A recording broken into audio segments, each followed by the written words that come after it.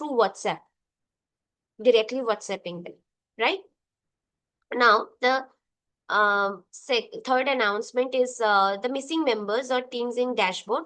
Please don't worry. Okay, we are seeing your query and making the changes in the backend. Okay, so give us time till Thursday. So all these things will get resolved. Our team is working in the backend for that. This is for the teams that are missing, like my team member is missing, right? You all are sending such queries that, ma'am, our team members are missing. One of our member is not there. So yeah, I can see so many thumbs up. I know these are some of the queries you all are you all are having, and these are some of the difficulties you all are facing. And the fourth announcement is your query form. Your So about query form is that you guys have reached out to us through query forms, and we have seen your queries and we are replying each one of you. Just wait, give us some time. We are replying each of each of you. And um, today also you all might have received so many responses from our end, and those who haven't still received our responses, we are going to respond you. We are working on that as well. Okay. Okay. So yeah, these were the announcement. There's no more announcement. Just remember, the learning plan submission date is 3rd July. We are keeping, but you can start again uploading in the dashboard from tomorrow onwards. Today also you can try. If you are facing the same difficulty, try again from tomorrow onwards. Okay. And those who have already submitted in the dashboard, then you all don't have, I think, any issue with the dashboard thing. But those who are facing issues, these are for you all, that from tomorrow onwards you can again try uploading that. If not, by before 3rd July or on 3rd July, you will be able to upload everything. Our team is working in the back. Okay. So yeah. Yes. So now I would like to officially start the session. Okay. So before that, I would like to thank all of you for joining us today and for your continued enthusiasm throughout this learning journey. And in our previous masterclass, we explored how to create an AI app or website using Vive coding. Today, we are moving one step ahead. So the topic for today's session is Introduction to Cloud and Vibe Coding Part 2. And in this masterclass, you will learn how to deploy the AI application you have built and understand the fundamentals of cloud platforms and see how cloud services help make your applications accessible to users in the real world. And this session will bridge the gap between building application and successfully deploying it. So we are delighted to have our speaker, Mr. Pranit Palli, with us on once again. And I'm sure today's session will be just as insightful and interactive as the previous one. And without further delay, I would like to invite our esteemed speaker to take over the session. Over to you, Mr. Pranit Palli. And I wish everyone a great learning experience. Thank you, Tanvita. Thank you so much for the warm intro. And yes, hello, students. Hello, everyone. Welcome, everyone. Welcome back to the Masterclass 3 of the Gen AI and Cloud Computing series. So, today we are taking a massive leap forward. In our last session, we focused on building a beautiful front end, ravishing front end with all that, science, Vedic scripture, Om symbol, and everything in our astrology app or website. So, today we are going to connect that front end to the back end and deploy it on our local server and see how that's working. Sure. So before that, we are going to go into the basics of cloud computing because in our next master classes, we are going to learn about cloud in much more depth, right? So let's dive in. So yes, let's start the session.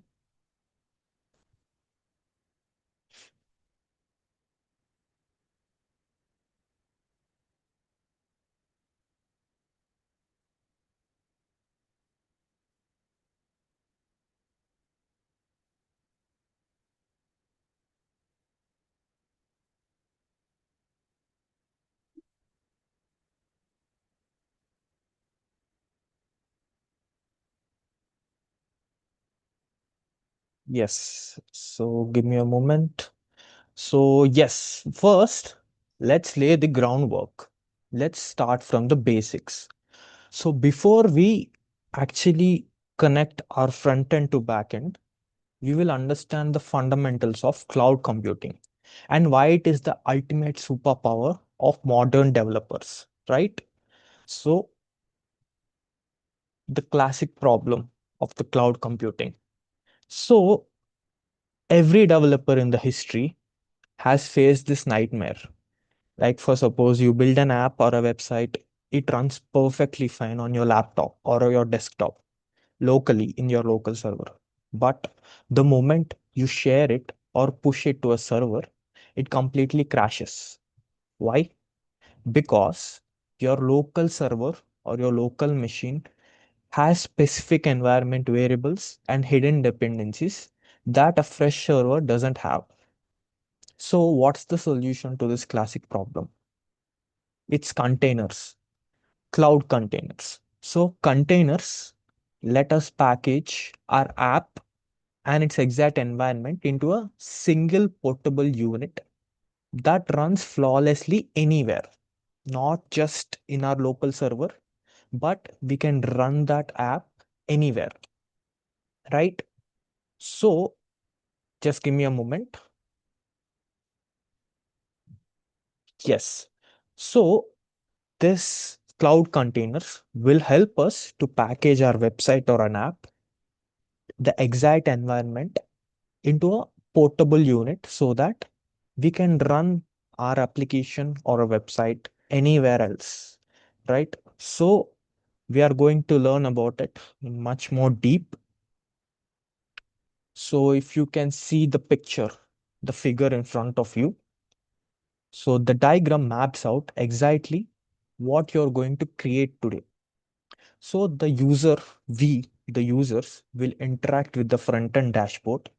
Then the front end sends the request to the backend server, where I explained in the previous masterclass, if you could recall.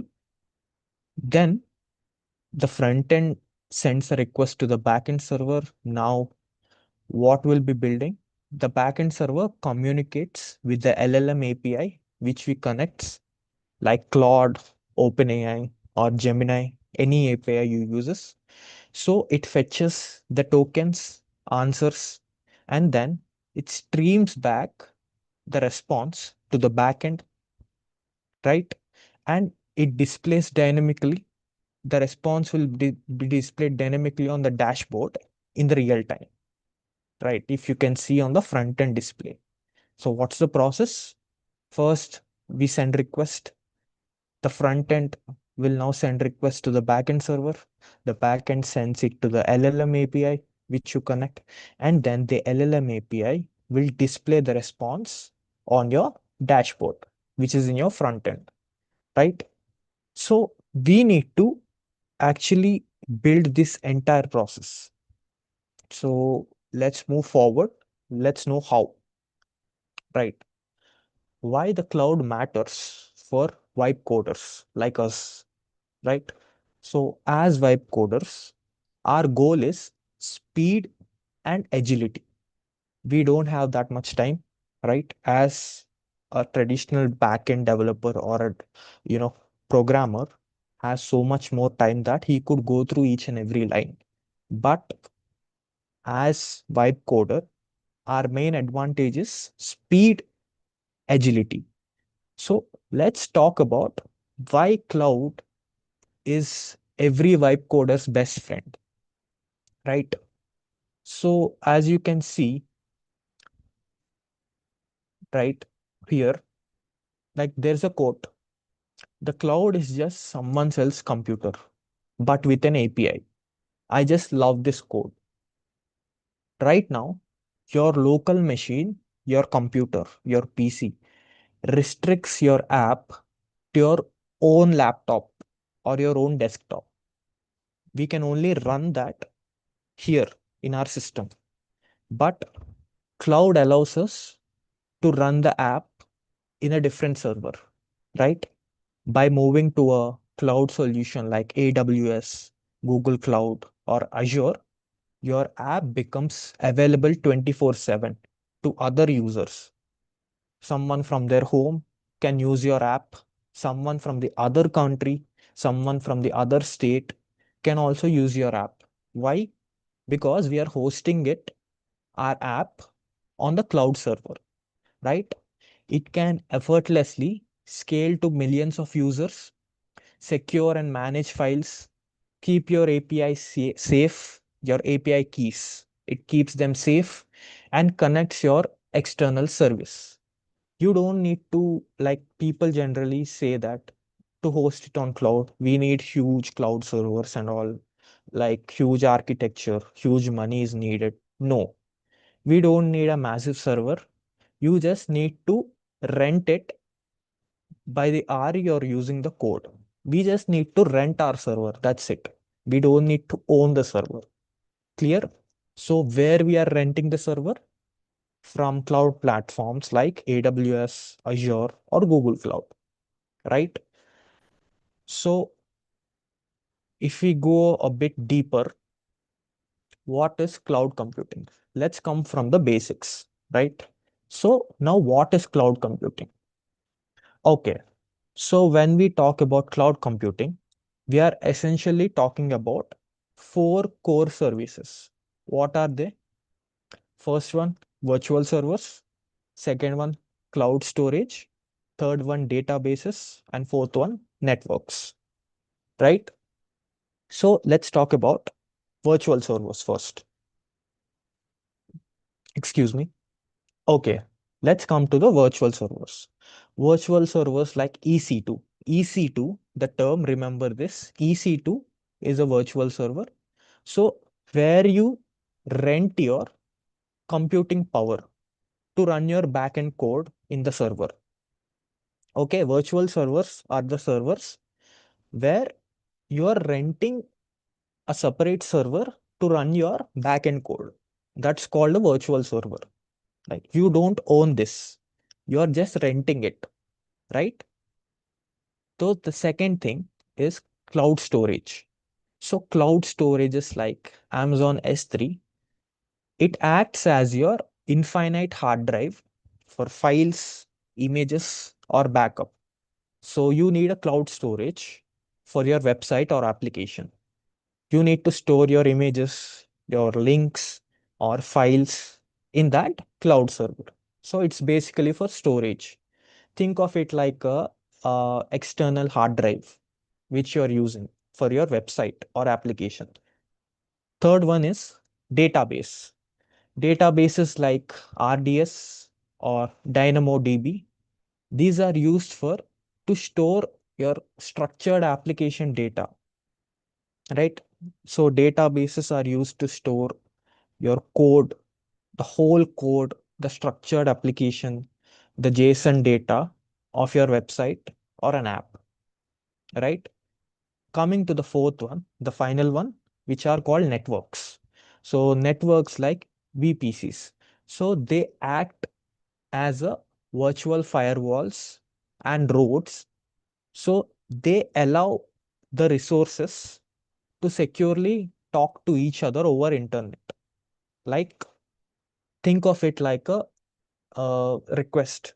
So when a user sends a request, so it connects to the front end connects to the back end, back end asks to the LLM, LLM sends it back to front end. For this, there should be a network, right? That's why we use this service called network, which is called VPCs, to handle the communication easier between the front end, back end, and LLMs. Clear? So these are the four important components of a cloud. What are they? Virtual servers, cloud storage, databases, and networks. Clear? Sure. So these are the basics of cloud computing. So let's move a bit forward. If we go a bit further, so let's come to the topic, the big providers, right? What are the big providers? And what is the most widely used cloud? The answer is here right in front of you. It is AWS. So why AWS? Why not Azure? Why not Google Cloud? Why not others? Right? So the reason is there are several giants over there. But let's look at the landscape of AWS. So if you look at the market share of AWS, it's 32%, right? It's the undisputed leader, powering 32% of the cloud web. Whereas the second place takes Azure takes the second place, cloud takes third one, and the rest other servers takes comes to the next place. So why this thing? So we are heavily favored by cutting edge AI technology like machine learning and big data projects. So we are focusing on AWS concepts today. Even we are going to deploy our application or website on AWS. Why? I because it's the most popular, it's the most powerful cloud service where most number of people use. Also, one more thing, it is free to use. There is a free tier which everyone can use. That's the reason why we are also opting for AWS. And also, compared to others, it's simple, right? So that's the reason why we are choosing AWS. Clear? Right. If we move to the a bit deeper into the concept, virtual servers, which is our first component of cloud, which is nothing but EC2, Elastic Compute Cloud. Right. So let's zoom into this. So Amazon's EC2 architecture. If you look at the diagram, at the figure in front of you, this is the architecture of EC2, Amazon EC2 virtual server. So Amazon EC2 or Elastic Cloud Computing is simply like renting a physical computer located in one of the Amazon's massive data centers. You choose the number of vCPUs, the RAM, the operating systems like Linux, Ubuntu, and the storage. Your wish. You can choose to host any type of language or any type of operating system on the cloud. Think of it like renting an apartment, right? AWS gives you the keys to the apartment via SSH access. Remember the name, double SH access, SSH access. So you bring your own furniture by installing your own code of your application or the website, and you pay rent dynamically depending on how long you run the server, depending on how long you will stay in the apartment. Both are same. Renting an apartment is equal to renting a cloud server. AWS, Amazon provide you the keys. So the keys are nothing but SSH access. So you bring your own furniture, bed, carpets, everything, which is your whole backend code, front end, backend code of your application or a website. And then you pay the rent according to the Amazon's pay, right? So you can pay on demand or reserve it to a long term for a discount, or you can pay spot on. It depends on your wish, how long you can pay, or you can also use the free access, right? In the free access, you won't get all the features compared to the paid ones, right? If we move a bit forward, now comes the next component, cloud storage, the second component, which is in Amazon AWS term S3, S3 bucket, right? Amazon S3 stands for simple storage service, right? Instead of saving your images, or user uploads directly onto your virtual server, which can run out of off space, or you can think of it as like when a user uses your application or a website, they upload the images on your website or an application.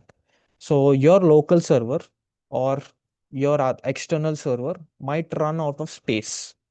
There might be a chance. So what you do, you are going to drop all these images, all these data files into the S3, Amazon S3. Clear? So S3 offers virtual unlimited storage where you strictly pay for what you use, right? So if it's for 500 GB, you pay for that 500 GB. It's for how much you use and what you use. Clear? So it's perfect for hosting static front-end assets, user profiles, or large data sets for AI training. So you can use it for anything, right? Plus, using precise identity policies, you can easily control which files are public to the world and which are locked in your privacy folder. You have both the access. You can view which of these files, images files, are visible to the public and which files are in the private folder. So you have the control over it, right? Because the files are safe. Clear? Okay. So let's move forward into the next concept, security IAM, identity and access management. So when infinite power comes the absolute need for robust security. Let's talk about IAM, right? IAM stands for Identity and Access Management. It is the ultimate gatekeeper for your cloud infrastructure. It dictates exactly who and what can access your resources. So you can control who are the people who can access your the entire resources, your files. It's the golden standard for the cloud server. So you never use your master root account for daily coding. Instead, you can create restricted IAM roles. For example, you give your API backend an IAM role, right? That allows it to read from an S3 bucket, but explicitly it denies the power to delete your database. So you have the whole control over it, right? It's like a security to your whole cloud infrastructure. It is very important to protect from hackers and to protect from other people who can use your website, right? And a huge rule for vibe coding is that AI tools can help you generate these IAM security policies, but you should never ever paste your secret API keys into the public AI chat window. As we've discussed in the previous master classes, your API key must always be hidden in the backend. It should not be privately, explicitly showcased, right?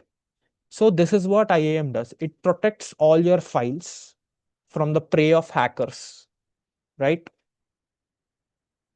So it's very important concept to implement before deploying it on cloud server. So we will know this in depth. I know these concepts are a bit complex, but as we do the hands-on, you will understand it better, right? So to get the grasp of these words, these might look new to you. These security IAMs, these golden standard codes, all these EC2, all these terms are new to you, right? But as we move forward, as we learn more in the next master classes, you will get a hold of it. Clear? Right. Okay. Let's move to the other concept called databases, which is our last component in our cloud. So let's talk about where our applications memory lives. That's where databases, right? So AWS offers two primary paths for your data. First is RDS, which is called Relational Database Service. Okay. RDS, your Relational Database Service, manages traditional SQL databases like PostgreSQL, or MySQL. So these SQL databases manages databases like these PostgreSQL or MySQL. These are the two types of SQL databases. So AWS handles these complex kind of databases like automatic backups and security patches, making it perfect for traditional applications like e-commerce or a fashion website to run their server flawlessly. For suppose if you're creating a website like Amazon, which is an e-commerce platform, by using this RDS relational database, your website works smoothly without any lag or errors, right? So on the other hand, there is DynamoDB. Okay. DynamoDB is a NoSQL database, right? It scales automatically to handle massive traffic. For suppose if there are 10 lakh people using your application or website at the same time, this DynamoDB is responsible for handling all those traffic at once, right? So that your website or a app doesn't crash, right? It can handle huge number of people at once, right? So making it a perfect match for serverless apps, sessions management, or rapid prototyping, right? So you can absolutely use it for your complex projects like e-commerce, fashion, or any other blogging website where huge number of crowd will visit on daily basis. So your Dynamo database, DynamoDB, will handle it easily. Clear? Right. So let's move forward. The cloud abstraction. So why you don't need to touch the hardware, right? So people might think that cloud is based on hardware, all the servers, we need a separate room to store the cloud storage and all. But no, we don't need to touch hardware at all. Everything is online based. Okay, this is what we call as cloud abstraction, right? So you will never see or touch the physical server racks sitting in a data center. Instead, visualization layer turns that hardware into software so that you can easily access. So this unlock IAC. IAC stands for infrastructure as code. That means you can literally write a text file describing your entire network, servers, and database needs so that your AI agent and the infrastructure will deploy automatically, right? So the cloud server is entirely programmable. So it is purely software based. You can literally create a text file with all your servers, softwares, networks, and databases. The infrastructure will handle everything. Clear? So that you don't need to touch the servers, right, in the data center. Okay, that's called cloud abstraction. So if we move forward, AWS global infrastructure. So if you see the map, this is the world map right here. So this says that AWS is global. A region, if you see regions here, the blue dot, right?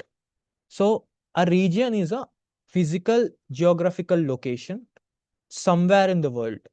Like it can be in Tokyo, it can be in Mumbai, it can be in Hyderabad, it can be in Northern Virginia, it can be anywhere.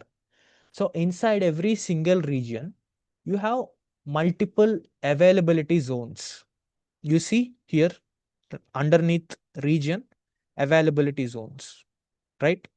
So these multiple availability zones, and it is also called as AZ, availability zone, right? So what are the availability zones?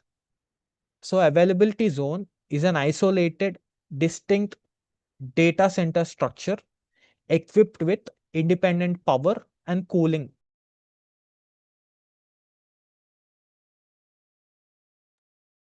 Okay.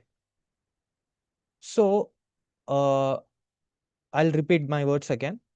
Availability zones are an isolated, distinct data center structures equipped with independent power and cooling system.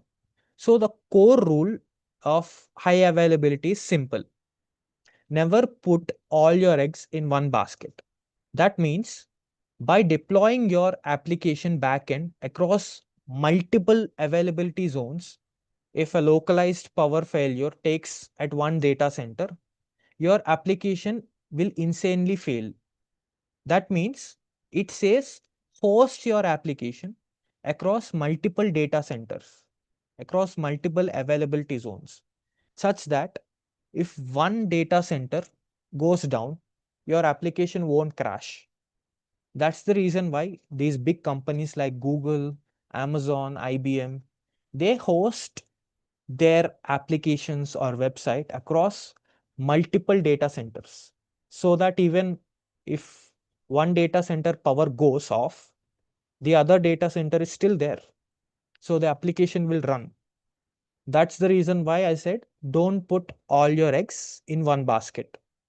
That's what these big tech companies do. So as we are not building such huge applications, so we need just one server, right? So this is how AWS works on a global scale, right? So let's come to our next concept, section divider, our networking VPC. To keep your virtual servers isolated and safe, you need your own private parameter. It's called VPC, networking VPC. So what is a VPC, right? VPC stands for a virtual private cloud, right?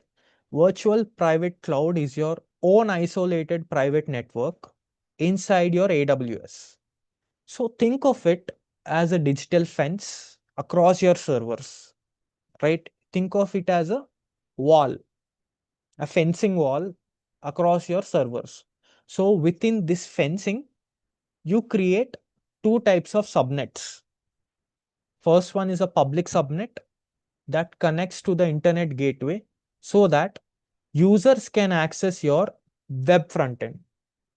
The other subnet is called private subnet. Private subnet have zero direct internet access. This is where your core backend and databases live securely. So you control the whole traffic using security groups, which acts as a virtual firewalls, allowing access only through specific ports. Like there will be specific ports like port 441, 443. There will be numbers for each port. So the access is given only through these ports, right? So why? So this access is only given through ports because of the secure HTTPS traffic. So imagine a whole number of crowd visiting your website at once. So to give them secure traffic, we use these ports, right? So this is the concept of networking VPC, virtual private cloud. It has two things, public subnet and private subnet. Public handles the front end, private subnet handles the back end. So I hope this concept is clear till now. So as I said, it will be a bit complicated due to the words. These are entirely new words you're hearing now. So you'll get a hold of it as we move forward, right? So let's move to our next concept, AWS free tier, which we are going to use to build our project. So the best part about learning the cloud is you can start, you can get started with it for completely free, right? So AWS free tier is available for 12 months. So you can use it free for the next 1 year, right? So AWS provides this free tier for learning and prototyping. You can host all your projects and prototypes on the AWS server. Also, you get 750 hours a month of an EC2 micro instance, which is enough to run a server 24/7 for free, right? So that means you can run your application server or a website server 24/7 for a free of cost, right? Including this, you get 5 GB free of S3 file storage, 750 hours of managed RDS database, and a massive 1 million compute requests per month, right? So all this comes with the free tier. So you don't need to purchase, you don't need to spend any penny from your pocket, right? So these are the things we are getting with the AWS free tier. Clear?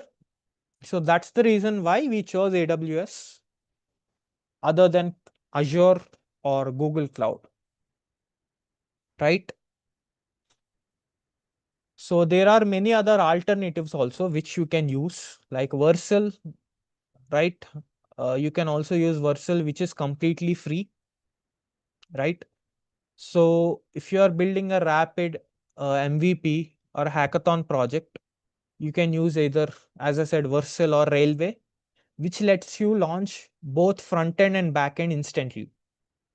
So for deep data pipelines or complex machine learning models, Google's Cloud Vertex AI ecosystem is the best. All right. There are many other alternatives like Replicate, Banana, or Model. So these are some tools which you can use based on your needs. Clear? But as we are going to learn AWS, so we are not going to touch these. Right? These are just alternatives, cloud alternatives. But we will be working on purely on AWS, right? Clear. So let's come to our next concept, real world AI app architecture, right? So let's look at the mechanics of this architecture.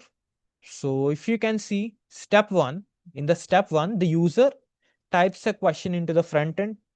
Step two, the front end sends a clean HTTP post request to your custom backend. Step three, your backend receives the request, injects your secret API key, and communicates with the LLM provider, right? LLM can be anything, as I said, Claude, OpenAI, or Gemini. So in the step 4 and 5, the LLM streams back the response to your backend, which sends from backend to frontend and finally displays on the frontend dashboard. So this is the process. I explained it before also. So we'll be recapping this. Right. Okay. So let's come to the next concept, managing secrets in the cloud. Right. So there is a one rule which you must remember. Rule number one of modern software engineering: never ever hard code API keys or production database password into your code repository. That means if you push a raw API like API key like Claude or Anthropic key to a public GitHub account, like other people will see that file, they can download and they can steal the API key. That means you will get a loss. Why? If your API keys is visible to the public, they will also connect the same API key and they will use up all your tokens. That means there comes a loss to your project, right? So it is a huge loss. So you just literally wasting money. That's why you need to hide your API key, right? That's why I'm stressing this point again and again, which I'm going to show you in the hands-on, like how to hide the API key, right? So just a question to you guys. So in which file do you actually hide your API key, right? I'm going to give you the options in the chat box. You will hide your API key. I'm going to give you options in the chat box. Front end,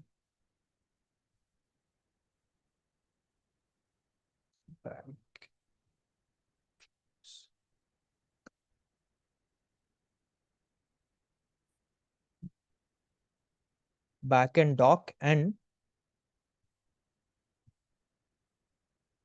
okay.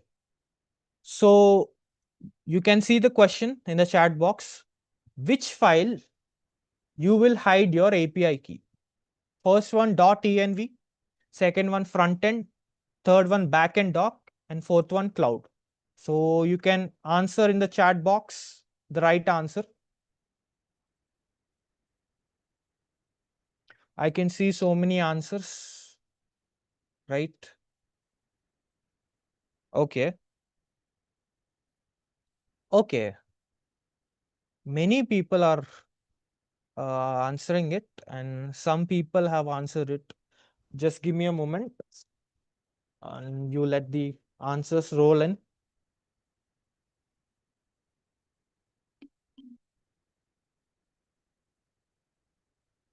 Okay. Right. So the right answer is your .env file. Like you are following the class. That's what. Because in the last class I discussed this, where to hide your API key, and it's in the .env folder. Right. So it's the right answer.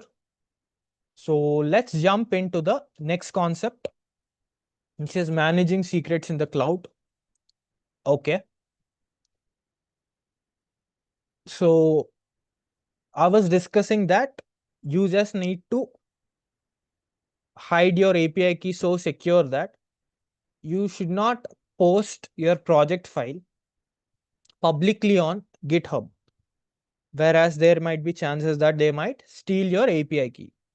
So to combat this, we move our application to production in the cloud, where we can use enterprise key vaults, like enterprise key vaults like AWS Secret Manager, which allows us to keep our API keys securely at the runtime without exposing them to the public. AWS offers us a secret key vaults named AWS Secrets Manager, which will help us to hide the API keys, right? So that public cannot view it. Clear? Right. So let's look at some options, deploying options. So this matrix outlines your hosting paths. So running code on your laptop is zero cost, but has zero scalability. Only you can use the app or website. You can't share it to other people. Other people can't type localhost 3000 to use your app, right? So to combat this, we need to host it on cloud, right? So moving up to an EC2 instance, which we discussed earlier, gives you standard virtual machine power requiring medium configuration effort, right? For a hands-off approach, EC2 acts as platform as a service that auto scales your code automatically, right? So no matter how big your code is, it will scale it automatically. You don't need to worry about how big your code is. Clear? So for spiky variable traffic workloads, like to handle traffic, AWS Lambda offers serverless compute where you pay strictly per millisecond of code execution. Like for example, it is executing the code now. this second. You literally pay for it, right? You pay for it for executing the code this second. That's called AWS Lambda, right? And for modern complex engineering packaging your code into containers, you can use EC2 or EKS, which provides maximum isolation. Isolation means safety, maximum safety, and portability access across the industry, right? So, by the next class, I want you to just know all the words of the cloud, which I'm discussing right now, right? Or to be good with all these words like EC2 instance, Elastic Break, AWS Lambda, so that by the next class, you will understand the terminology even more better, right? All these words which I'm discussing right now, these new words. So be sure that you know them better by the next class so that you will understand it even more better. Clear? So I discuss it from basics, but these words are new to you, right? So yes, let's move to the new section, the cost of calling LLMs, right? Building a business or an app requires a clear view of operational expenses, right? So in the same way, like if you are building a business, you have the expense list. What things you are spending on? I'm spending on this now. You make a list. What are costs are going? What are the things I'm spending on? Everything you make a list, all the finance list. In the same way, you need to make a list for your cloud expenses, right? So let's look at the standard token pricing models. We already discussed about the tokens, right? In the first masterclass. One token, tokens are nothing but currency for AI. One word is equal to one token, but 3-4 lines of code equal to one token, right? So in the same way, there is a cost for the cloud, right? But in the free tier, you can just skip all the cost. You just don't need to pay, right? For using the free tier. Clear? Okay. So now we are going to discuss about the backend of our application. So in the previous class, we discussed about the front end. So now we are going to discuss how to connect backend to front end, right? So let's visualize exactly what why trying to build an application without a secure backend server is a threat to your project. So why your backend needs to be very secure. Clear? Right. So look at the image here, left image, where you can see here this not recommended image, right? If you try to make direct API calls to OpenAI like this or Anthropic straight from your front end JavaScript files, anyone can open Google Chrome. They can click the option called inspect, look at the network traffic, extract your secret API key, and use it for their own purpose, right? So to avoid this, we need to secure. We need to build a secure backend so that nobody can steal your tokens or the backend information, so that everything will be secure. Clear? So if you can see the right image is where the industry standard is. Your front end communicates solely with your backend server through a custom endpoint, right? Your backend safely holds the API keys behind a virtual firewall so that no one can see the key except you. So it strips away with sensitive data, it hides all the sensitive data, handles custom rate limiting, and controls user authentication securely. So all this process, like I explained previously twice, like if a user asks a question, it connects to the backend, the backend calls, the front end calls backend, the backend calls LLM API, API displays on the front end. So for all this process to happen securely, you need to build a good backend server, right? To avoid these types of hacks or viruses or data leakage. Clear? So how to build the right backend, right? So we are going to look how to build the right backend. So this is about fast API, which we didn't use. This is Node.js plus Express, which we used in the previous masterclass for building the astrology app, right? So if you look at this, for the JavaScripts, like for the JavaScript, we use this type of code. Like AI will code, of course, we don't need to know, but you need to know the structure, how it looks like, right?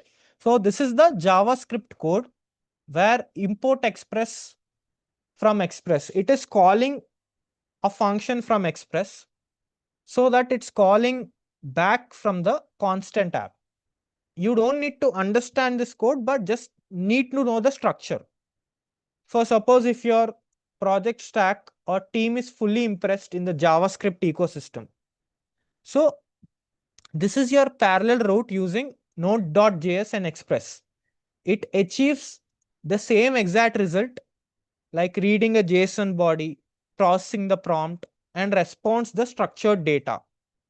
So the thumb rule of vibe coding is very simple.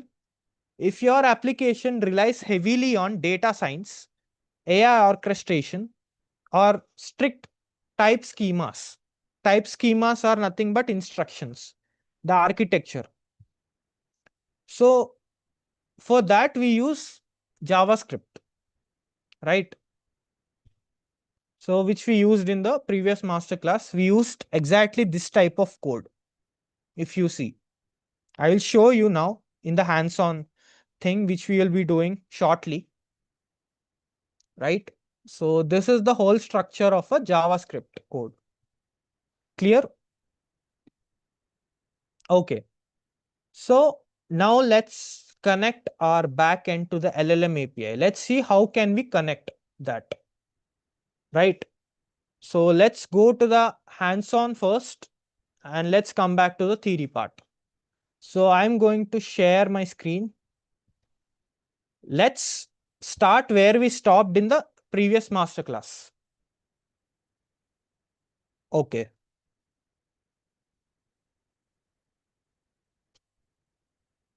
Okay. So this is where we stopped in the previous masterclass, right?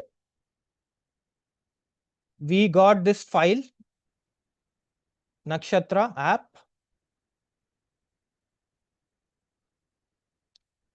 Just give me a second. Uh, I'll share my screen again. Yes. Yes. So this is where we stopped.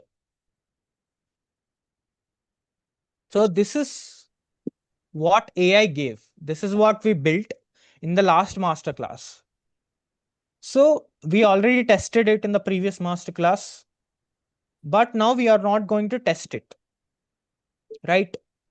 We are going to test after deploying on the local server. So how to deploy on the local server, connect our front end to the backend API, right? So this is where we stopped. Okay. This is the output we got. And now just prompt, just give a prompt. Like, let me share the prompt.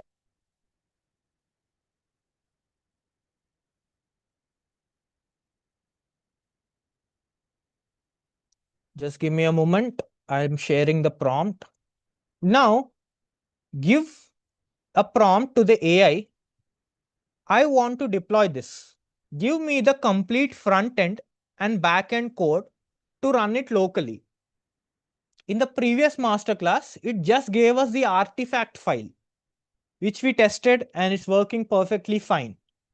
But now I want both front end and back end code to deploy it, right?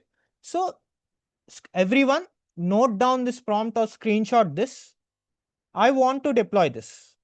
Give me the complete front end and back end code to run it locally, right? Okay, let's go back to the Claude.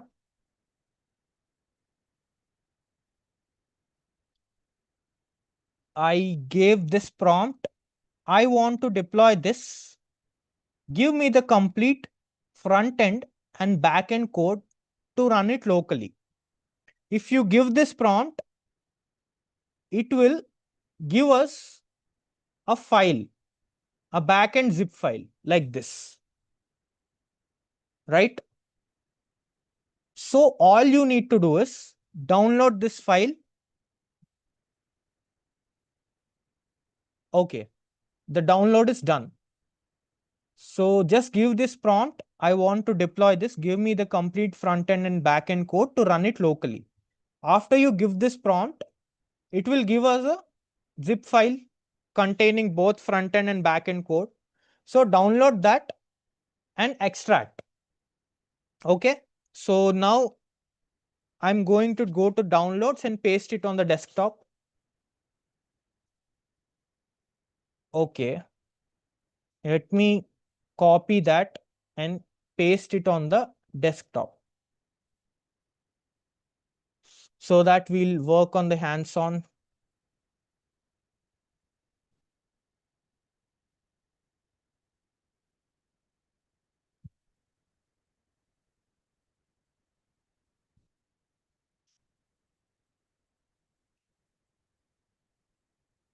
Let me share my screen, desktop screen.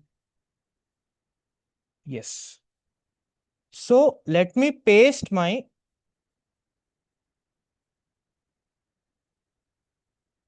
zip file here. Paste. So this is the zip file of my app, Nakshatra. So let's unzip this, extract all, extract. So this is the extracted file.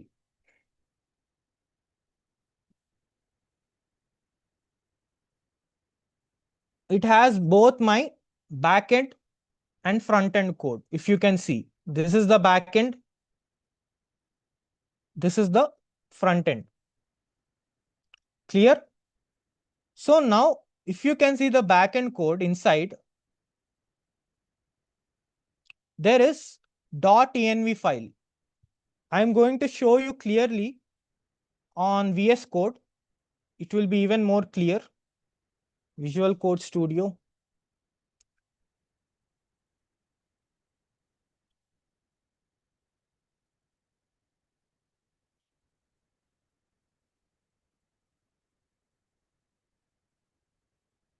Just give me a moment. Yes. Okay. So now go to open folder, go to desktop, go to Nakshatra and select folder. So here is your app. Here is the backend. Here is the front end. If you can see the screen, right? So if you go to the backend, go to .env file. Here you need to paste your API key. This is the place where you need to paste your API key so that your app will work. Clear? So now how to paste the API key? Let me go to Claude API because I used Anthropic API key. In the same way, you might have used OpenAI or Google Gemini. So you need to go to Google Gemini API key, the Google Studio, to copy paste the API key. So I'm going to go to Claude API. So let me share my desktop and go to Claude API key.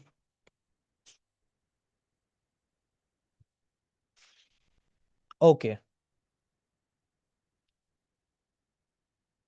Now here search for API keys.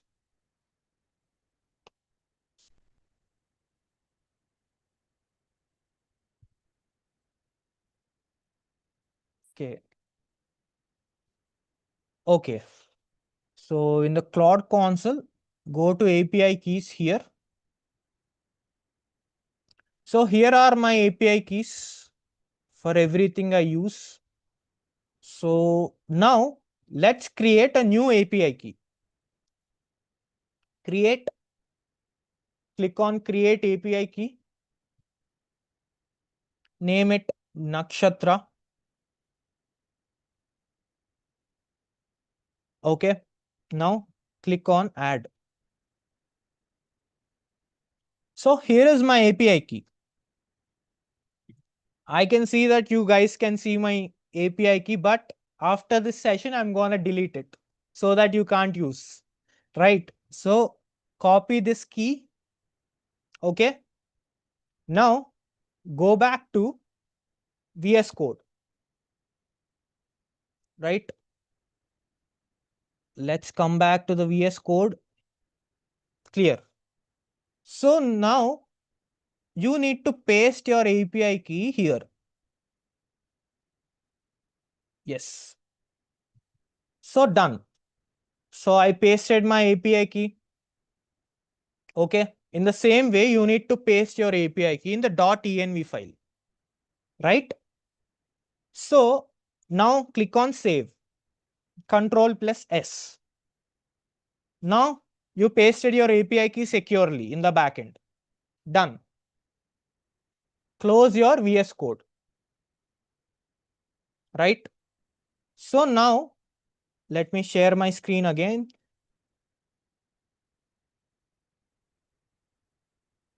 Okay. What is the next step? We downloaded the whole front end and back end code from, Claude. Next, we unzipped and pasted it on desktop. Done. Open the VS Code. Step 3. Done. Locate the .env file and add the API key. It is also done. We done just now. We need to paste the API key here, right here, after is equal to. Clear? Now step 5, open command PowerShell terminal and locate the project folder. So now we are going to work on the terminal, right? So let's again go back to the desktop. Let me share my screen. Okay. So where is our folder? This is Nakshatra. This is where we pasted our API key .env file. Okay. So go to our folder, right click on it and click on the option open in terminal. Right. Click on your project file, right click. You can see the option open in terminal. Clear? Click on that. This is the terminal, right? So here you need to install some files, right? So there is other folder called Nakshatra inside this. Okay. Open the terminal. Now click on, now type what I say, cd Nakshatra, because there is other folder inside the folder. That's why I typed cd Nakshatra. Okay. Now what is the other step? Open command prompt, open the PowerShell. Now click on cd backend. Okay. Now let's set up the backend first and come to the front end. Click on CD, type CD backend, CD backend. Now click on the command npm install, npm install. Click enter. It will install the required files to run the backend. Let's wait for a moment. In the meantime, it will install. It's done. The installation is done. Fine. So what's the next step? Setting up the front end. We set up the back end. It's done. Now next step, setting up the front end. Okay. Now type cd nakshatra and front end. Okay. Close it. Open it again. Open in terminal. Right. Now again cd nakshatra. Always remember, I told you to remember a specific symbol in the last masterclass, which is called at the rate, right? You use at the rate for AI to mention specific file or a folder. But in the Windows PowerShell, you use CD to mention a specific file or a folder. Instead of at the rate, you need to mention CD. Remember CD, small letters. CD nakshatra, enter. I mentioned that, right? Now it comes nakshatra. Now CD front end. Click on enter. Front end also came, it's mentioned. Now install the required files, npm install, and click on enter. I'm going to clear your doubts right at the end of the masterclass. So let's go slow. Let it install all the required files and directories. It will take a minute time. That's it.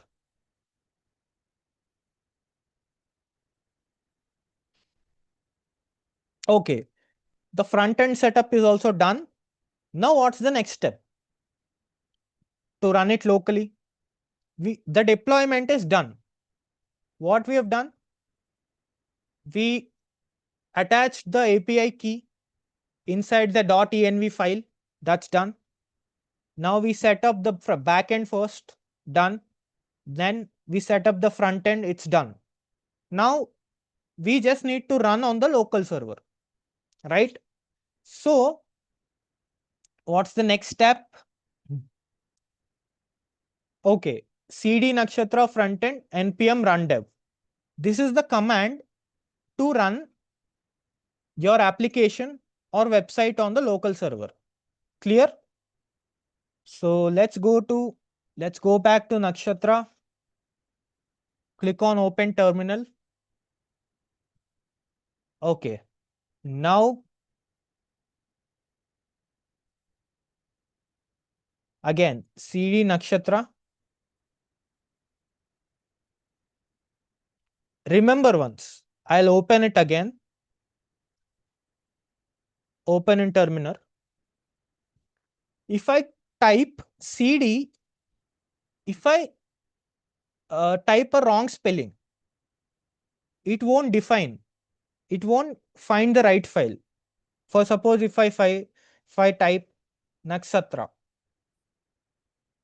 something, there are some wrong spelling and click enter. See the error, it cannot find the file. So you need to enter the right spelling of the folder. See, you can see the spelling here. You need to enter the right spelling. Again, go back, right click, open terminal. Now cd nakshatra. Done. Now it identified. Cd backend.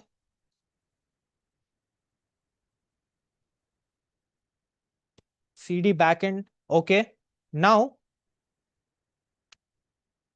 remember the command npm run dev. Click on enter. Okay. The backend is running in this server, localhost 3001. Minimize it, keep it running. Now, again, click on Nakshatra,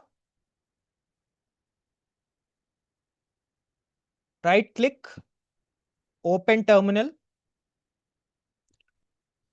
Again, cd Nakshatra. Okay. cd frontend, backend is done. Frontend. Okay. Now, npm run dev. Remember these commands. These are the commands we need to remember to run on Windows PowerShell. Clear? Enter. Okay. So let's open this file, this website on our Google Chrome, this localhost 5173. And let's see what kind of output it gives.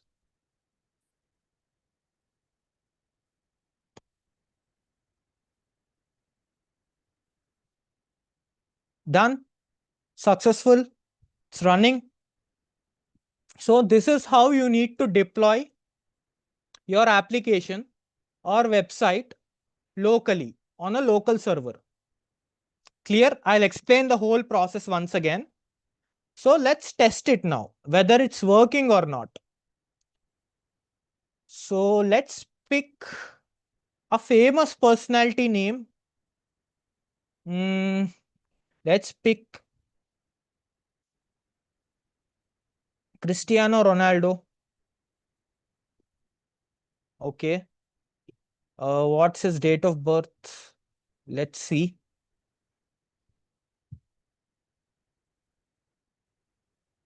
Okay, Feb 5th, 1985. Okay. Let's go back.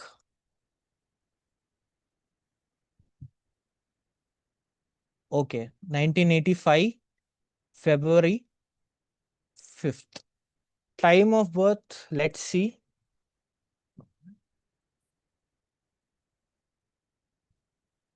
5:20 a.m. Okay. 5:20 a.m. in the morning. Okay. Place of birth.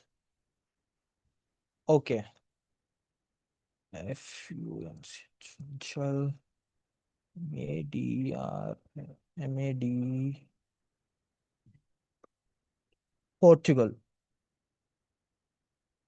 Okay. Reveal my stars. Let's see the output.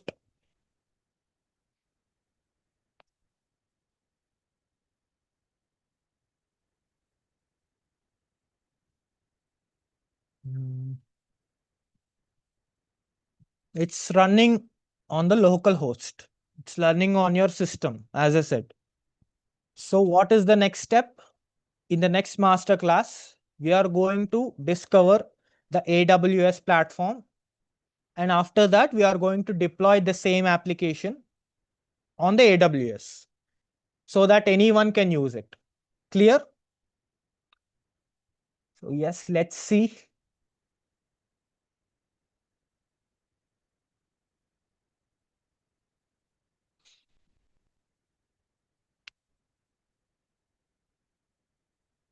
Okay. In the meantime, you can ask your doubts. Okay. Cristiano Ronaldo, Mulank number 5, Bhagyang number 3. Just give me a second, guys.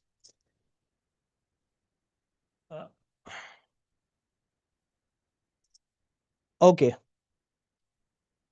Yes. Let's continue. So Mulang number 5, Bhagyang 3, Gemini. Okay. Aquarius. Let's see.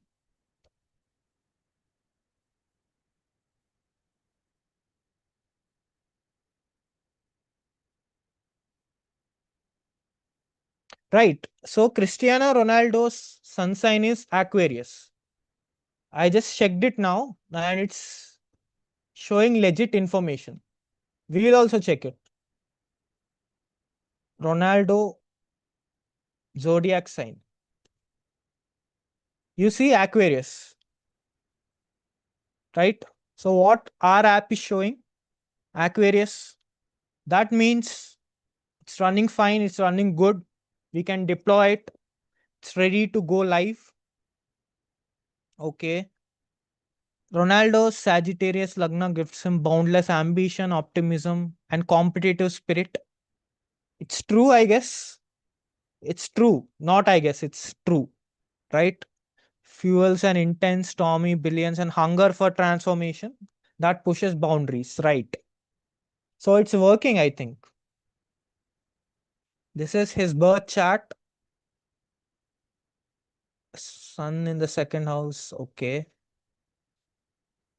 Intensely passionate, emotionally storm in relationship. Okay. Jupiter transits over Lagna or seventh house, particularly during ages 28 to 32 and 36 to 40. How old is Ronaldo? Age 41 years old, but he's still unmarried. Are most favorable for lasting commitment. So it's working, right? It's working. He's still not married, right? Practice emotional vulnerability. Okay. Career Lagna creates a natural sportsman blessed with right. So it's showing directly. Professional sports and athletics, sports leadership management, Mars energy. Right. Great. So our app is 100% fine. It's working very well. So you can also test it. So I'll be sharing this link after deploying it on AWS so that all of you can also test this app. Clear? Right. So I'm going to recap how we actually deploy this once again. I'll close everything and explain you once again. Right.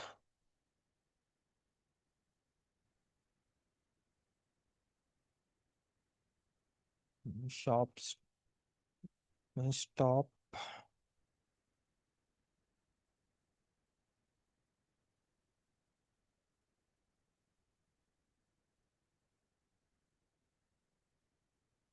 Okay.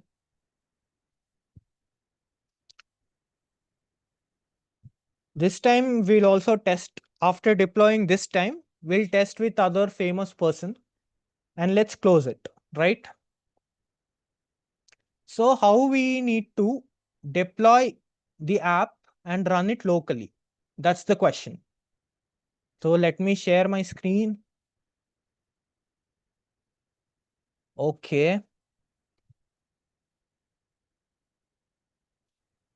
Step one.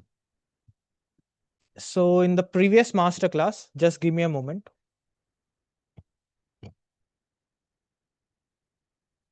Okay. So in the previous masterclass, we built an artifact, but it didn't give us the front end and back end files. So we need to prompt and ask AI to give the front end and back end files. Okay. So just give it to this. Let's go back to AI.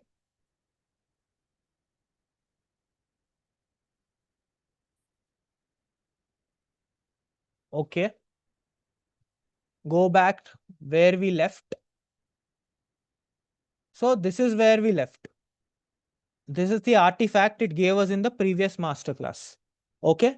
So now we need to get the front end and back end files. So give the prompt. I want to deploy this. Give me the complete front end and back end code to run it locally. Right. This is the prompt. I hope you all noted down the prompt or screenshotted the prompt. Right. So after we give the prompt, it will give us a zip file. Download this zip file. Okay. Go to the folder in the downloads. Copy that zip file and paste it to your desktop so that it's easy to navigate. Now go to the desktop. Let me share my screen again. Okay. And paste the zip file here. Paste. Okay. Let's delete all the previous files. Okay. We'll deploy it again from scratch. Yes. We are deleting the previous file. Okay.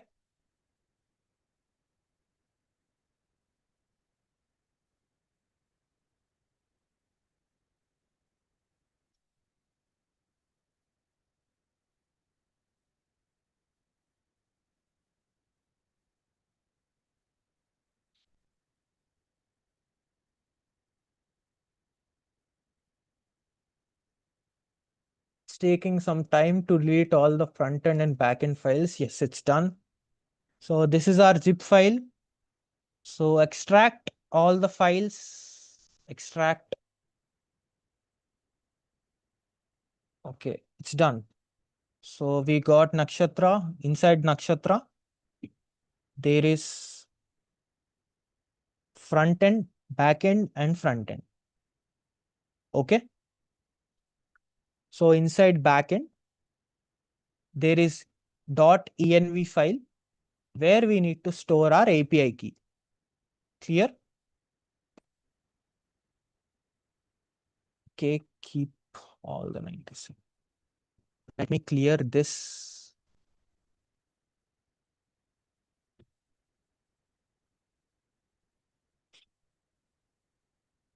Just give me a moment.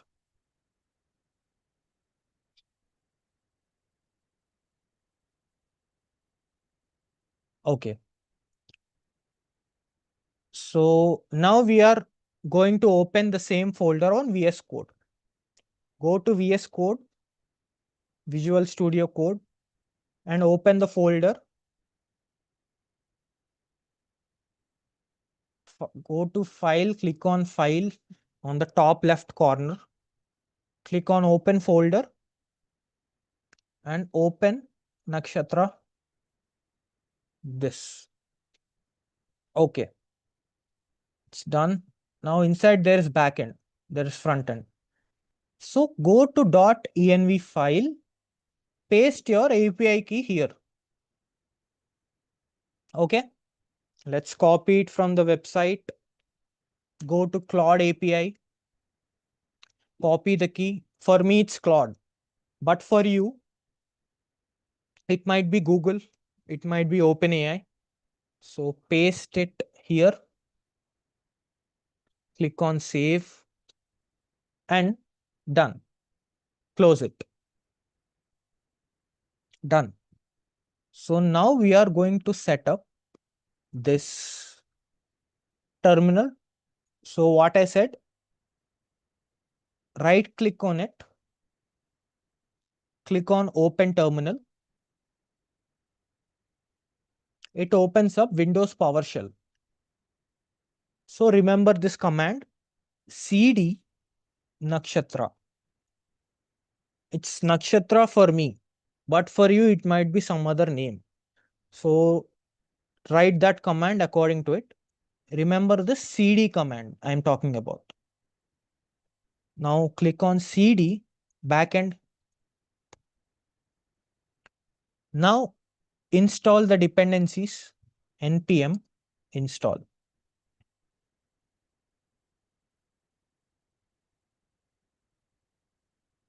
Right? It will take a few seconds. It's done. Close it.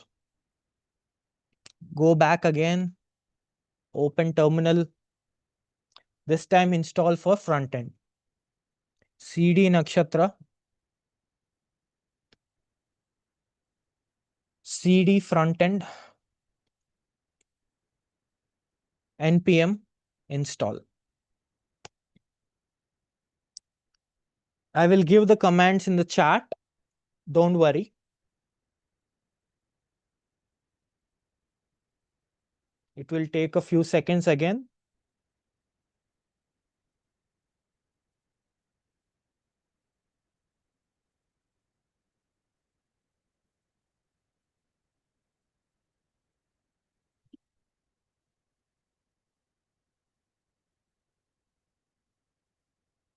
Okay, it's done. Now close it, go back, open terminal. You need to repeat this process again until you install the files. So now you install cd nakshatra, cd backend, npm run dev. Remember this command. Enter. The backend is running on the local host. Right. Go back. Keep it as it is. Keep it running, the backend. Okay. The backend should be running so that the front end will work. If we close this, we won't get the output. The backend must be always running. Remember. Okay. Open terminal. cd nakshatra, cd front end, npm run dev.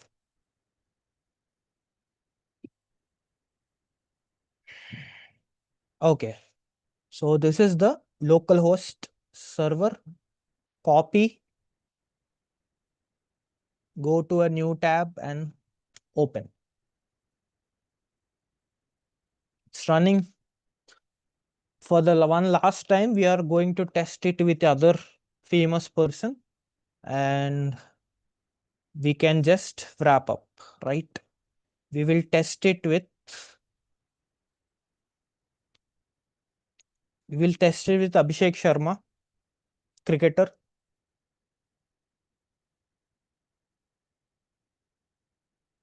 Date of birth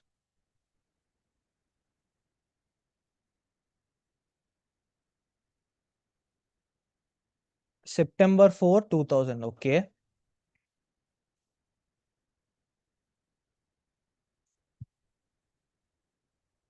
Okay. 2000 September 4th. Okay. Time of birth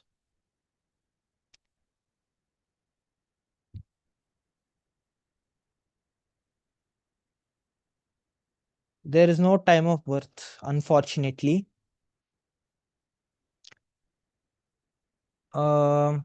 His birth time is reported to be 2 p.m. Okay. 2 p.m. in the afternoon. Okay. Exactly 2. Hmm. Place of birth Amritsar, Punjab,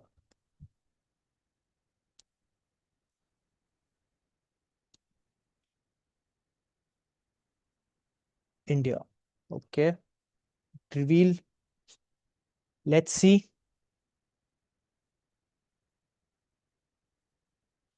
In the meantime, you can ask your doubts in the chat box.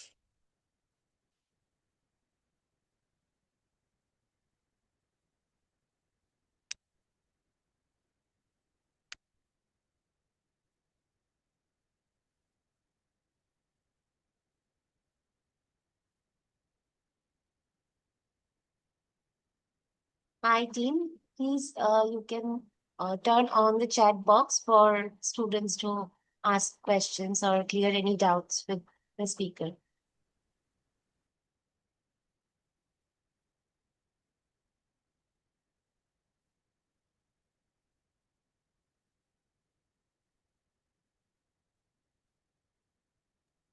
Um, okay, students, Pranit, It's uh, mostly, I think, regarding dashboard. So yeah, they so can. Yep. so students, anything regarding learning plan, dashboard, team queries, or anything that will be addressed at the end of the session. For now, ask questions related to the project.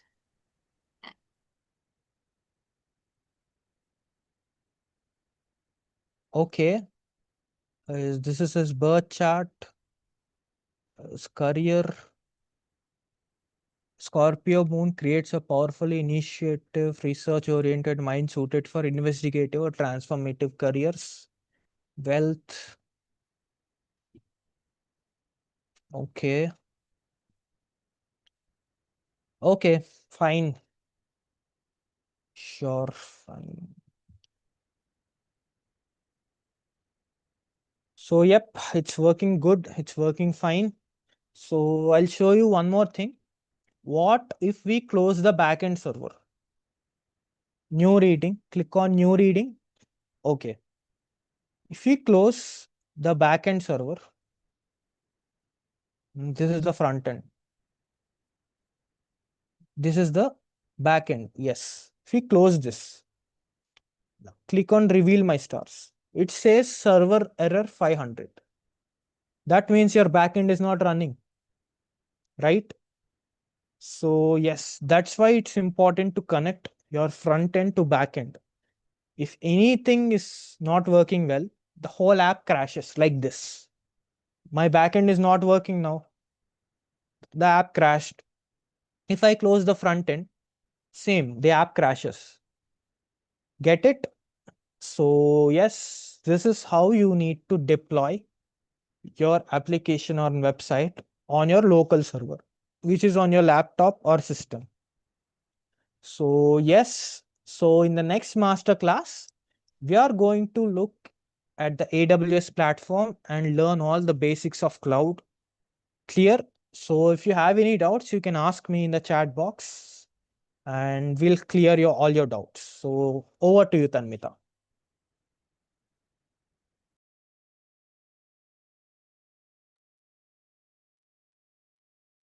Hello. Yes. Am I visible? Oh, Yes. yes. Okay. First of all, I would request my team members to let the students in. I see other students also joining right now as well as we speak. And yeah, so I hope students have had a great experience and learned how they can deploy the application.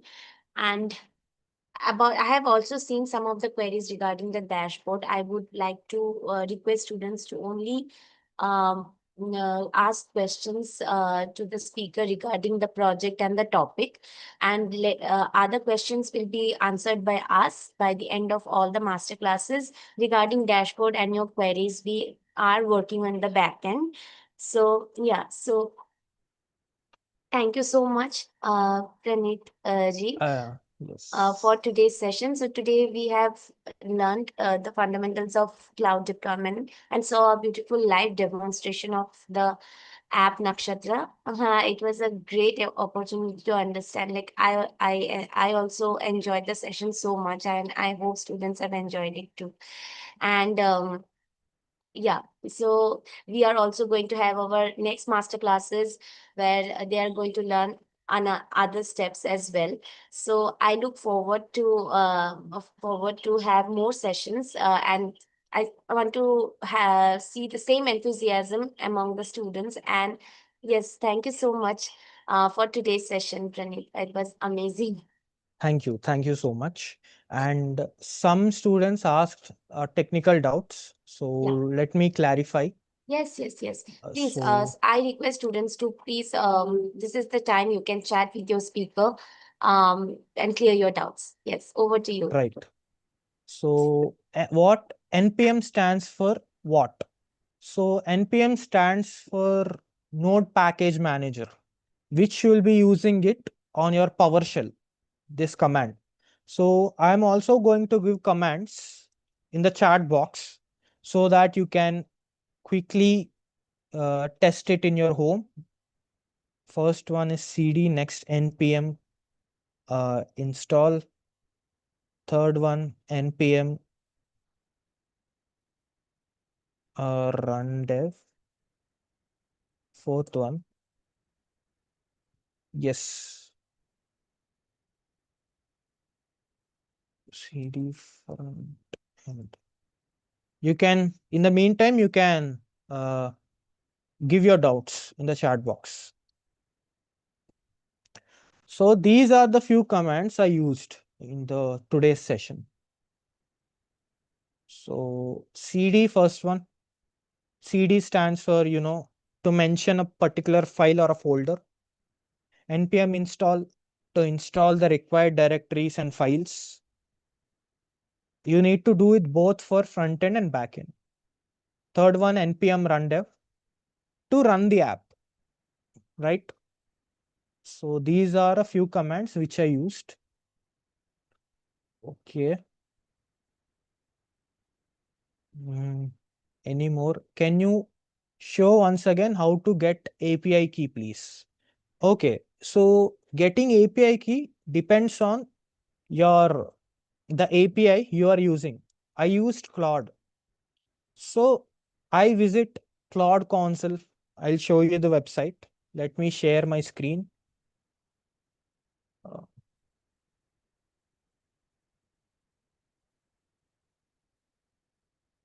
Let me share. Okay. Go to Claude console. This is for Claude. Get API key. You can see this right here option. Click on that and you need to log in for this. After you log in,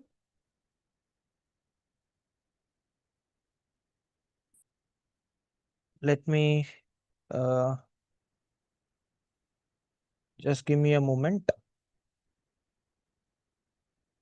Okay.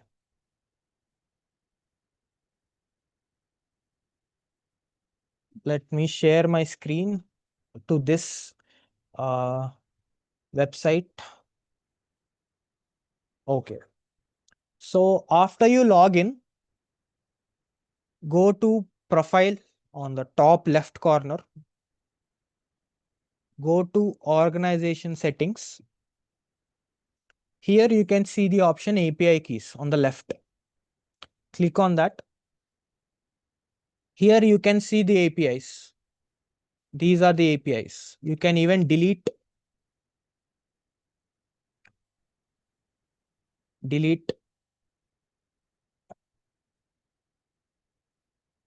You can create a new one.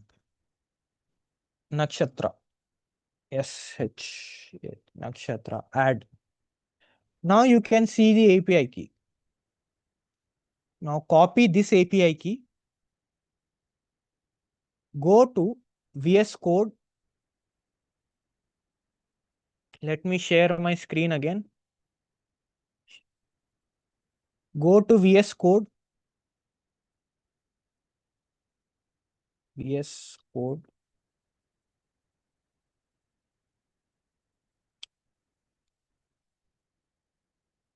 Now locate your backend folder. This is Nakshatra. This is backend. Go to .env file. This is your .env file. Now you can find your API section here. Paste it here. Now it will work. That is for Claude. But for Google, it's the other way. Let me show for Google also, because Google provides free API keys. So I suggest you to use Google API, right? Go to Google Studio. Let me just give me a moment. Let me change the screen.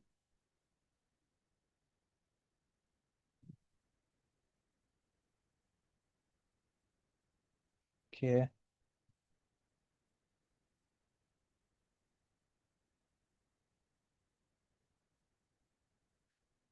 Okay. So let's go to a new tab.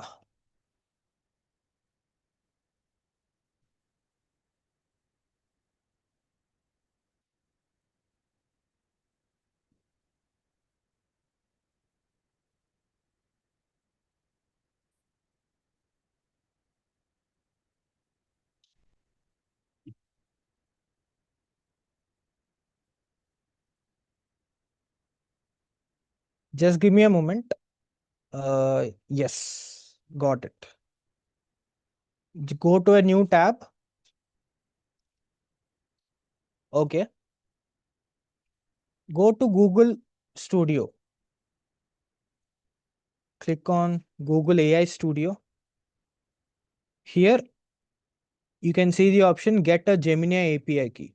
Click on that.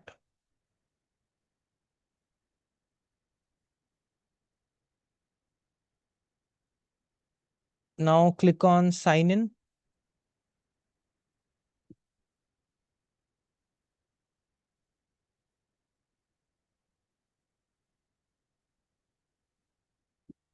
Sign in with your account, Google account, and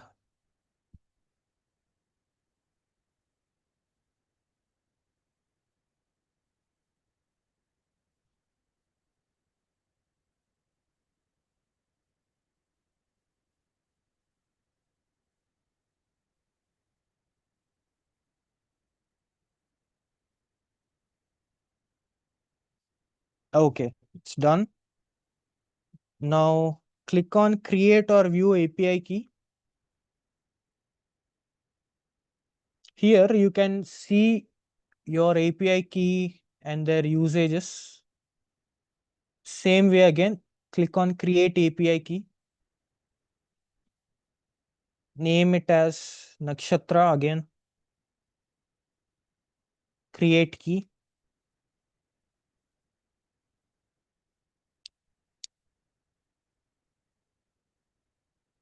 So this is your API key. Copy this, copy the key and paste it in the .env file. I hope it's clear, right? Yes, let's move to the next question.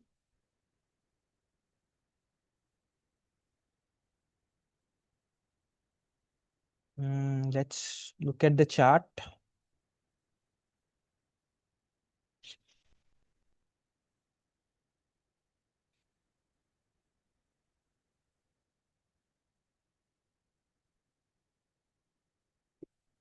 Any more questions you can ask, or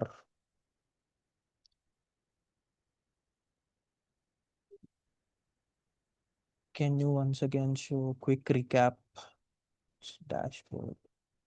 Sir, do these work on any OS or should we tune in that way works on all platforms or devices?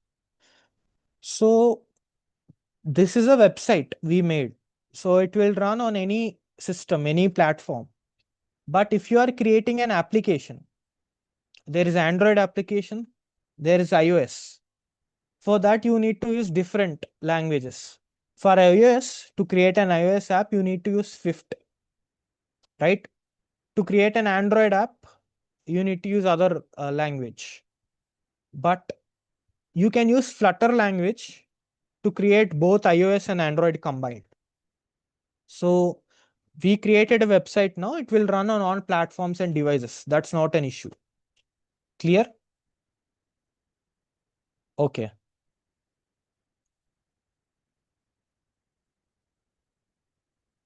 Okay. Any other doubts? Any other queries? Sir, where to get that API link? Just now I showed you it depends on your platform, whether it's Claude or Google Gemini.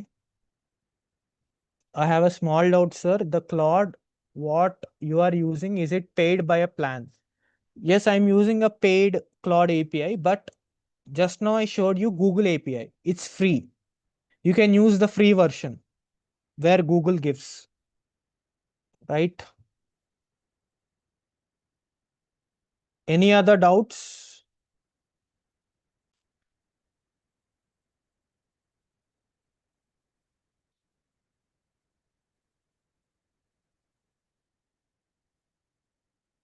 Any other doubts?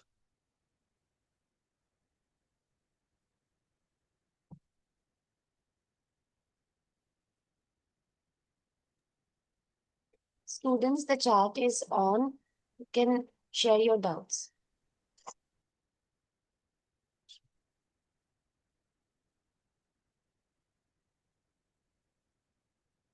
Okay.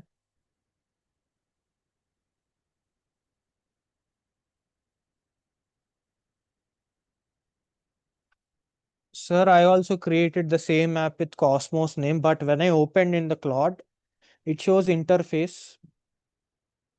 But to put, shall I put there? I didn't get it. It shows interface, but also above it says to put Anthropic API key. Shall I put key there or it's wrong also? I have free version of Claude. Claude doesn't provide free API key. Okay. You need to use Google API key. Google provides free API key. So you need to use Google API instead of Claude API. Just now I showed. Go to Google AI Studio, create an account and use the key instead. Right? Because Claude API is paid. Use a free one. Clear? Sir, client ID are different. Sir, client ID and all IDs which are specifically stored in .esv files as secret IDs and credentials in MongoDB are different from these used here. I have first time saw that Anthropic ID.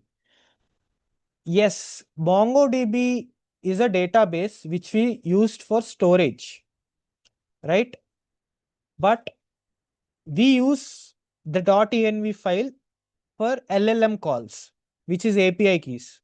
So as I said, we need to store those API keys in .env. Yes, it is different from MongoDB, and MongoDB is usually stored for storage, and we use this .env for API calls. So that's the difference.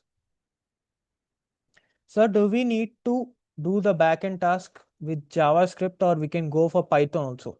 You can go for Python also, but for Python you need to use fast API, right?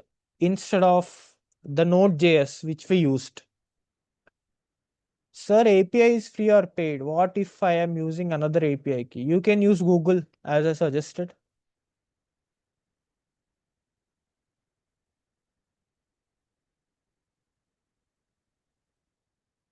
Okay. Okay. Any more questions or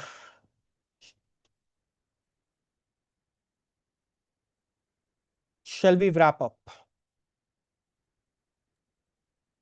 Students, if you have any more questions, do ask your speaker, and also please stay here. I have some important announcements to make.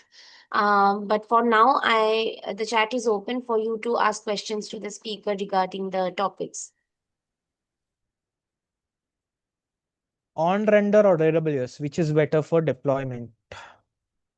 We are working on AWS now, but on render is also good, but AWS is safe kind of. So I suggest you to use AWS because it's safe, secure, and popular than on render. On render is also good, but I suggest AWS.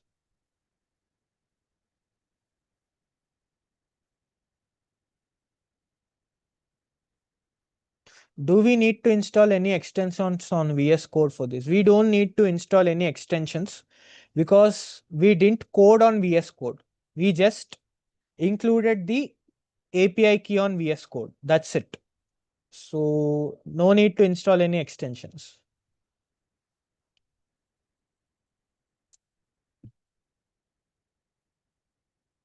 We have to paste API key only in the backend .env or also in front end.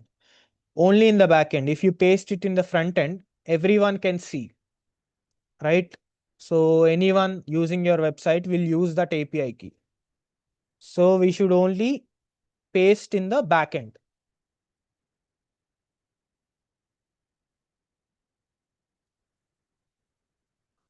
Okay. Will we learn to deploy cloud in next masterclass? In next masterclass, we'll look at the basics of the cloud and the platform of AWS. And after that, we will deploy to the cloud because first you need to know the basics. You need to know what is an E2 instance, what is the cloud features, everything. You need to be good with the platform. Then only we will deploy. Clear? Can we get the this file for this? I will deploy it on the cloud and share it with all of you.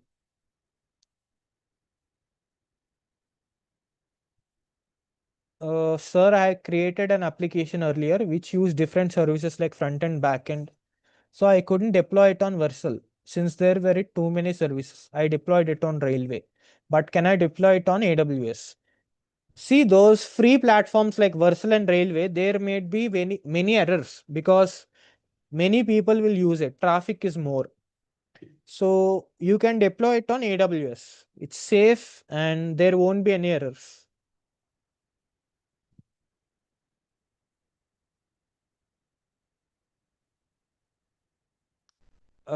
I think it's done.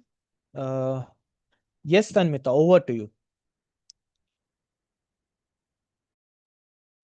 Yes, I think they have no more doubts. But yes, there are more masterclasses coming. So you can try for now whatever you have learned from sir. And regarding the concept notes will be cleared in the next masterclass as well. So thank you so much, Praneet, for an amazing session and for clearing their doubts. And we look forward for more interactive sessions in the upcoming masterclasses. Thank you so much.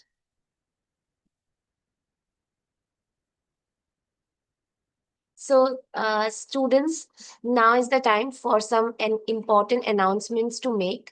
I request my team members before I start. I request my team members to like keep the letting some students in because I can see students are joining still. So yeah, I have some important announcements to make regarding the dashboard. As you were discussing your doubts with your speaker, I was reading all your queries that you shared in the chat box. Okay. So there were queries related to dashboard and team members' name, few team members' name not showing in the dashboard, or the learning completion is still showing 0%. Right? These are the queries I have received. And we have also seen the query forms where you have also mentioned these queries and other queries as well. Okay. So the thing is that I today in these announcements, you need to understand that we are extending the deadline of the LP submission because of the technical glitch we all are facing in the dashboard. Okay.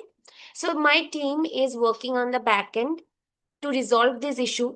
And from tomorrow, just start re-uploading your certificates. You can start re-uploading it uh, uh, because many students were had successfully uploaded as well. So we are working on the dashboard. If it gets uploaded, then it's good. If not, by 2nd July, it all the issues will be resolved regarding the dashboard. Okay. And 3rd July will be your last date to submit your learning plan completion on the dashboard. Okay. Your college name not showing, your team members not showing in the dashboard. These all these first your first step will be to reach out to us through the dashboard query form link that has been shared in all the WhatsApp groups. I request my team members to share it here if you have it right now, or else it will be shared in all the WhatsApp groups after this session ends. Okay. But yes, you are going to get the dash, or it is already shared in other previous messages also. You will find the dashboard query form link already shared. But if you think that you have already shared the use the dashboard query form link to reach out to us, but you're still not able to upload your certificates, then just try tomorrow, or like you have time till 2nd July. Okay. And by 3rd July everything will get resolved, so don't worry.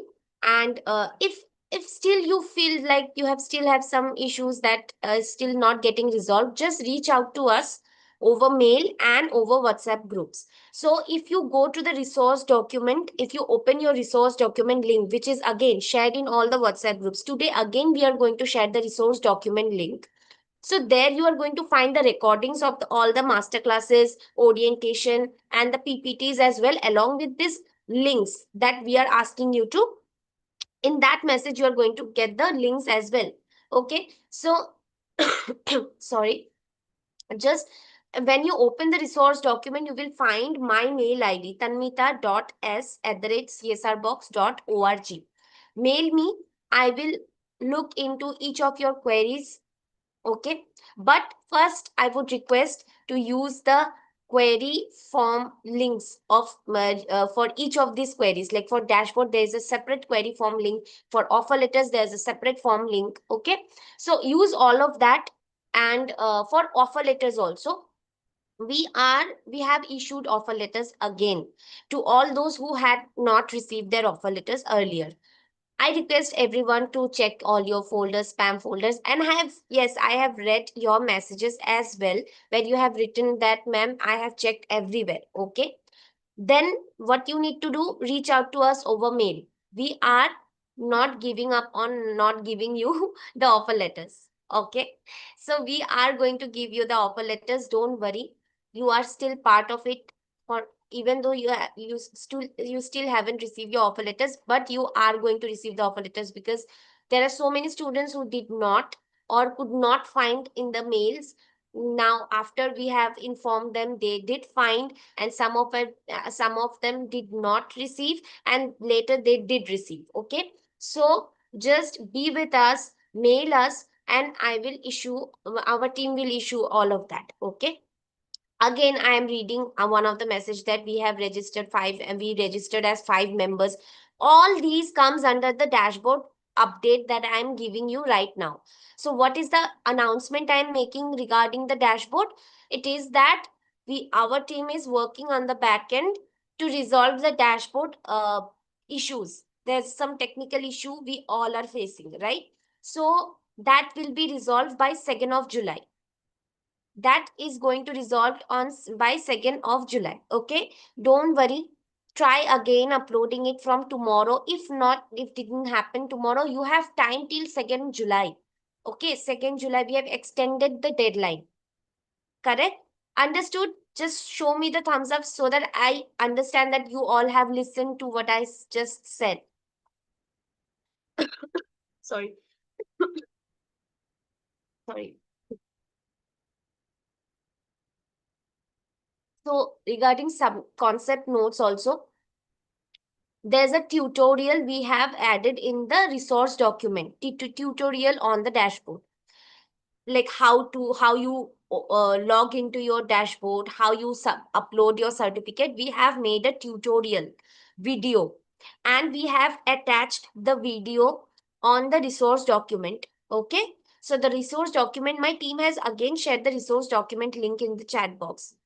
I request my team to share it again. That's the resource document link. You all are going to get the resource document link in all your WhatsApp groups as well. Okay.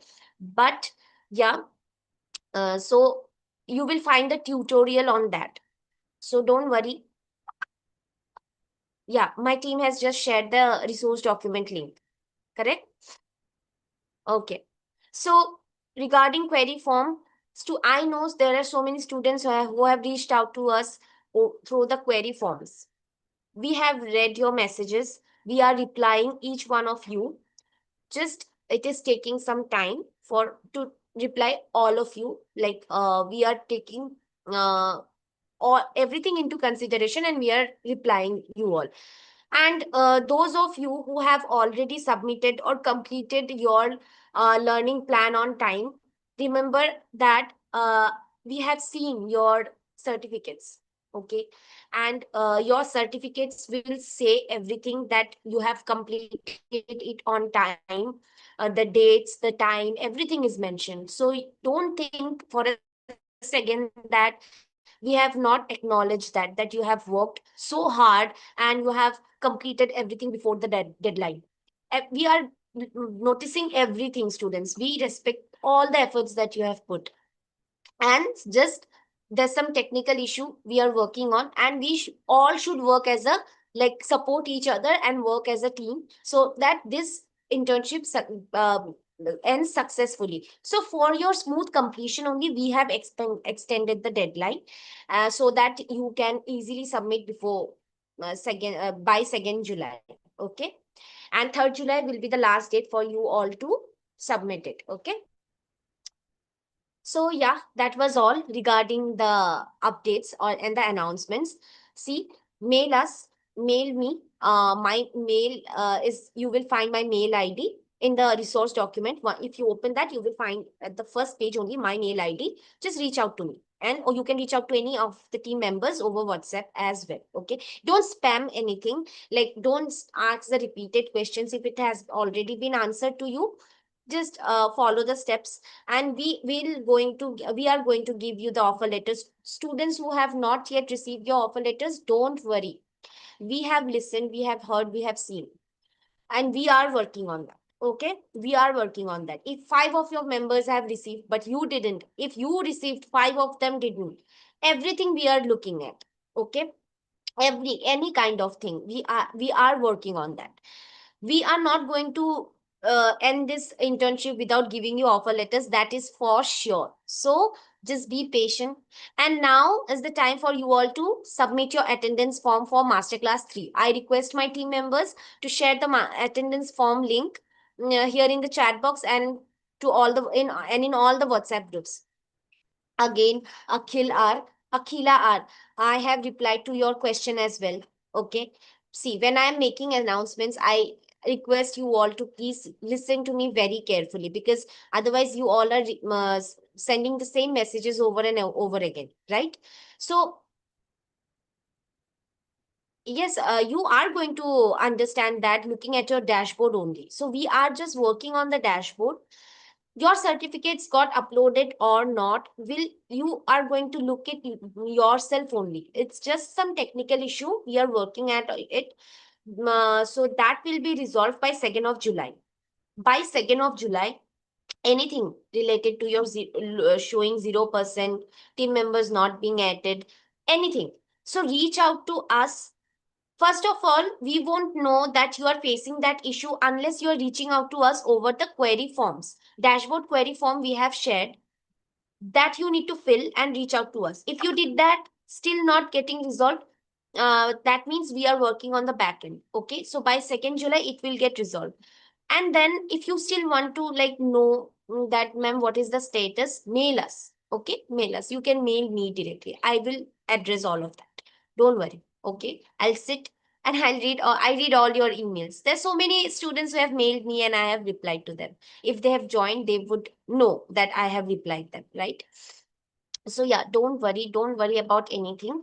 Just we are just working on some of the technical issues that that the dashboard is showing, nothing else. Okay, so yeah, I think all your doubts are clear by now, and the links has been shared in the chat box, the attendance link, I think. Team, please share the attendance link here and in all the WhatsApp groups. See, you have, if students who have already submitted your deliverable one, very good. You didn't face any dashboard issue then. And I know many students have already shared their submitted their deliverable one, which is their learning plan completion certificate, and that is completely okay. Like, uh, you all didn't face the issue. Others are facing. For others, we are working. Okay, for others, we are resolving the issue. So we are not leaving anyone behind, and we will not leave anyone behind and move ahead. We will take everyone with us. We will be at the same page, and by the end of this internship, all will be at the same page. So don't worry. We are looking at all the issues. We are not leaving any students behind and moving forward that you all couldn't do. So just leave it, and we are going to move ahead with others who did. We are not doing that. We are working on the issue so that all of us can move forward together. Okay. We have such a big like group we have become, right? We are moving every step ahead with everyone. So anyone facing issue, we are not leaving any of your members. So in if a team is facing, like if a team of 5 is facing issue and one is facing issue, others are not facing issues, we are not leaving any individual behind. Okay, don't worry. And even though you have not received your offer letters yet, still you are part of this internship. There's no doubt about it. Okay. Okay. So I can see so many thumbs ups. I hope you all have listened to me, listened the announcements carefully.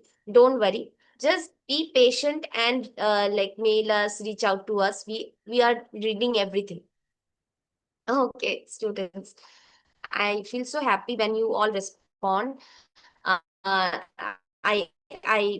also feel that you have listened to what we are saying. Okay, sometimes students do join and don't listen, and they miss out on certain announcements, and they message the same repeated things, but that which we have already announced or we are announcing. So keep your ears open, eyes open. Okay, so yeah.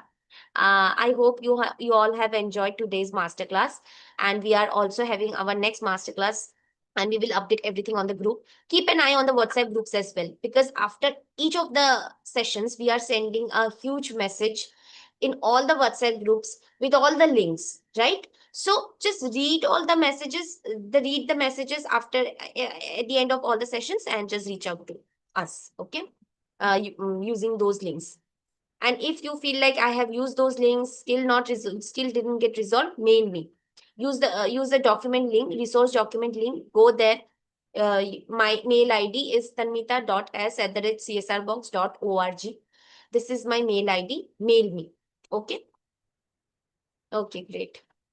Is there any more doubts? I hope there is no more doubts, because I think I have cleared everything by now.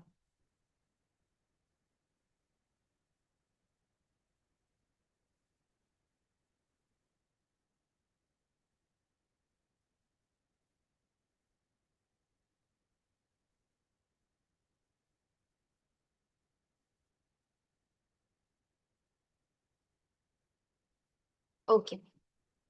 Okay, students, we can wrap up. It's 6:12, right? So see you in the next masterclass, masterclass 4. Be prepared for that. Um, yeah. Okay.